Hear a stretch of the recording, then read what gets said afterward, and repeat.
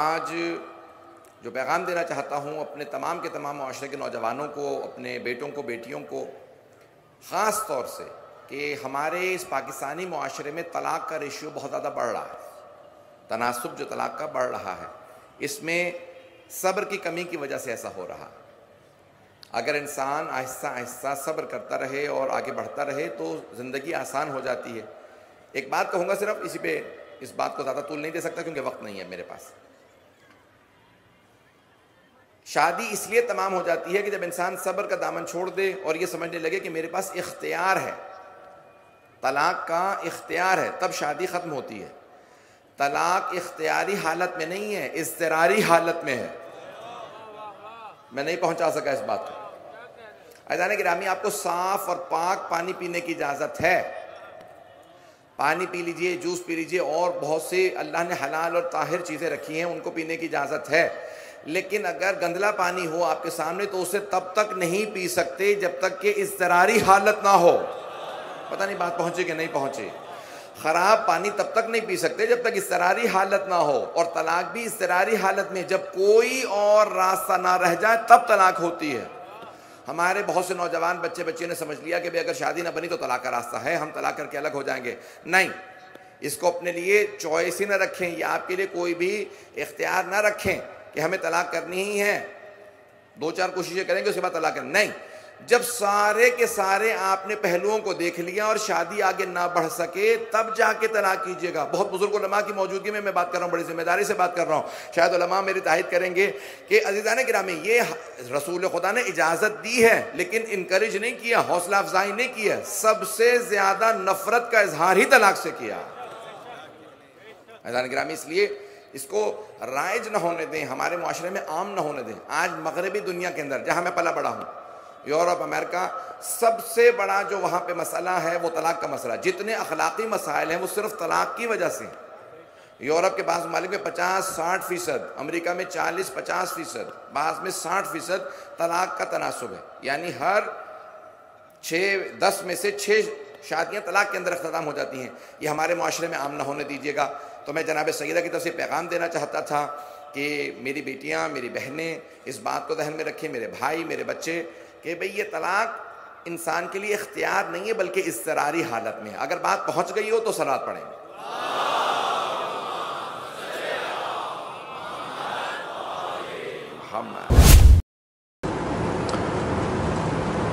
طلاق دینے والے کے لیے شرط ہے کہ طلاق دینے والا عاقل ہو۔ بس اگر کوئی شخص دیوانہ ہو گیا ہے تو اگر وہ دیوانگی کے عالم میں، پاگل پن کے عالم میں طلاق دینے کا کہے تو وہ طلاق واقع نہیں ہوگی۔ دوسری شرط یہ کہ طلاق دینے والا بالغ ہو۔ بس اگر کوئی نابالغ طلاق دینا چاہے تو طلاق واقع نہیں ہوگی۔ لیکن اگر ایک بچہ نابالغ ہے لیکن سمجھدار ہے تو احتیاط کی جائے، یعنی پھر حاکم شرع سے طلاق بھی پڑھوائی جائے، یا بالغ ہونے کے بعد دوبارہ طلاق ہو، اور اگر وہ طلاق دے دے تو نکاح بھی نہ سمجھا جائے، یہ احتیاط کی جائے، نہ نکاح سمجھا جائے طلاق کے بعد اور نہ ہی اسے طلاق سمجھا جائے کیونکہ یہ نابالغ ہے۔ لیکن عموماً جو شرط لگائی جاتی ہے یہ کہ نابالغ کی طلاق صحیح نہیں ہے۔ تیسری شرط یہ کہ طلاق دینے والا مجبور نہ ہو، اپنے ارادے سے اور اختیار سے طلاق دے رہا ہو۔ چوتھی شرط یہ کہ وہ طلاق کا قصد کرے، یعنی اس کی نیت ہو طلاق دینے کی۔ بس وہ موضوع کہ جو ہم نے پہلے لیکچر میں بیان کیا کہ انڈیا میں فلم بنی اور فلم کا نام طلاق رکھا گیا، تو بعض جاہل قسم کے مولویوں نے شور کیا کہ لوگ جب اپنے گھر واپس آئیں گے بیوی پوچھے گی کہاں گئے تھے، تو بعض مرد کہیں گے فلم دیکھنے گئے تھے، پھر بیوی کہے گی کون سی فلم دیکھی، تو وہ کہیں گے طلاق، تو طلاق ہو جائے گی۔ یہ بالکل ایک مذاق ہے دین کے ساتھ، کیونکہ طلاق کے لیے طلاق کی نیت ضروری ہے۔ اسی طرح سے اگر نشے کے عالم میں کہے کہ میں نے اپنی بیوی کو طلاق دی، یا سوتے ہوئے کہے کہ میں نے اپنی بیوی کو طلاق دی، یا غصے میں کہہ دے تو طلاق واقع نہیں ہوگی۔ کچھ عرصے پہلے پاکستان میں ایک ٹی وی چینل سے گفتگو آ رہی تھی اور ایک خاتون یہ بحث کر رہی تھیں ایک شیعہ عالم سے کہ طلاق تو ہوتی ہی غصے میں ہے، تو وہ در حقیقت یہاں پر مبالغہ کر رہی تھیں۔ جب فقہ میں کہا جاتا ہے کہ طلاق غصے میں اگر دی گئی صحیح نہیں ہے تو اس سے کیا مراد کہ بالکل ایک جنونی کیفیت طلاق دے دی، لیکن ہاں یہ جب کہا جائے کہ غصے کی طلاق صحیح نہیں ہے تو اس سے مراد ہے کہ جنونی کیفیت میں بغیر سوچے سمجھے طلاق دے دی اور بعد میں احساس ہوا کہ یہ میں نے کیا کیا۔ لیکن ہاں وہ جو کہہ رہی تھی کہ طلاق غصے میں دی جاتی ہے تو ہاں وہاں پر مراد یہ ہے کہ جب کسی عورت سے انسان ناراض ہو تو ضروری نہیں ہے طلاق ہمیشہ غصے میں دی جائے۔ فرض کریں کہ میاں بیوی دونوں راضی ہیں، غصہ نہیں ہے، طلاق دے رہے ہیں، تو ضروری نہیں ہے طلاق ہمیشہ غصے میں ہو۔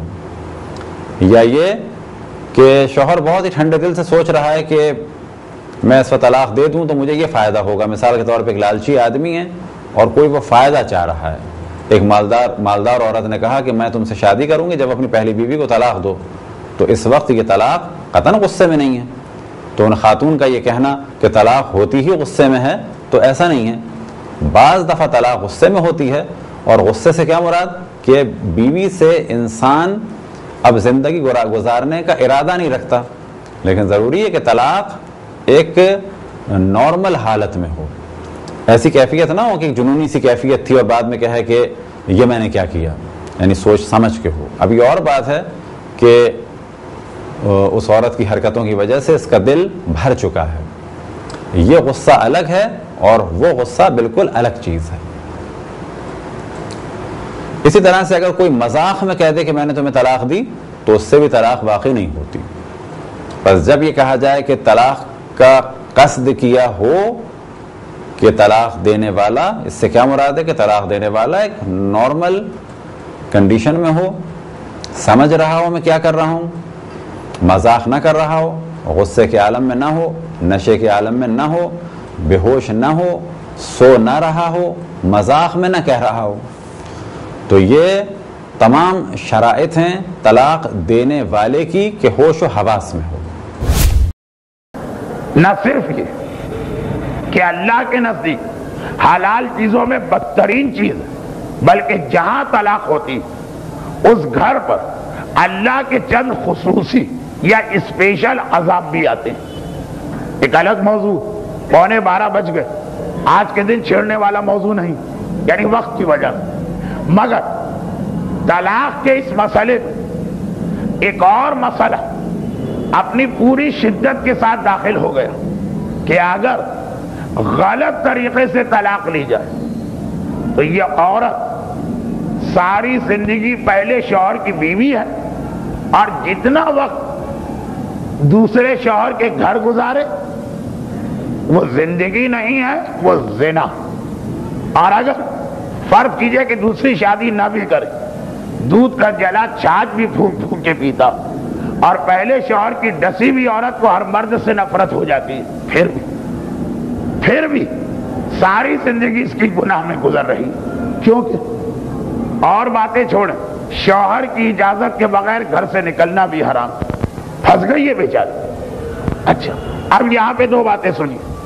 پہلی بات، اس مسئلے کا ایک بہت ہی مختصر حل بھی ہے۔ اگر نکاح کے موقع پر فقط ایک جملہ صیغہ نکاح یا شرائط نکاح میں شامل کر لیا جاتا تو یہ سارا مسئلہ ہی ختم ہو جاتا، یعنی ایک خاص طریقے سے عورت کو یہ اختیار مل سکتا کہ وہ بھی جب چاہے اپنے شوہر سے خالی اپنی مرضی پہ طلاق لے سکتی ہے، شوہر راضی نہ ہو، جس کے لیے آج عورتیں وکیل کرتی ہیں، کورٹ میں جاتی ہیں، خلا لیتی ہیں، جبکہ خلا کا مسئلہ شروع یہاں سے ہوتا کہ خلا اس طلاق کا نام جو شوہر کی اجازت کے بغیر نہیں ہو سکتی، خلا نام ہی اس طلاق کا، مگر یہ الٹی پٹی پڑھائی پاکستان کے میڈیا اور کچھ